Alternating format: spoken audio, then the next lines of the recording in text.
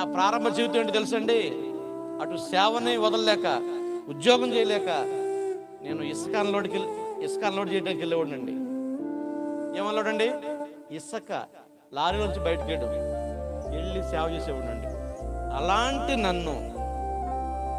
అలాంటి దీనస్థితిలో ఉన్నటువంటి నన్ను ఈరోజు దాదాపు 22 సంఘాలను ఆత్మీయంగా నడిపించేటువంటి స్థాయికి తీసుకొచ్చాడు. ఎప్పుడు కూడా, ఏ రోజు కూడా ఈ అధికారాన్ని నేను ఏనాడు కోరుకోలేదండి. దేవుడే కట్టబెట్టాడు ఇది.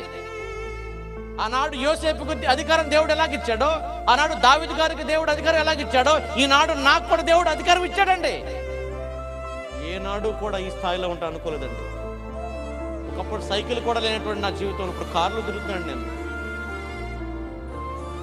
సొంత ఇల్లు లేదండి, 2 స్టేర్లు బిల్డింగ్ కడుతున్నాను ఇప్పుడు నేను. నా జీవితం ఎంతలాగా దేవుడు మార్చాడంటే, మరి నీ జీవితాలు మార్చడా?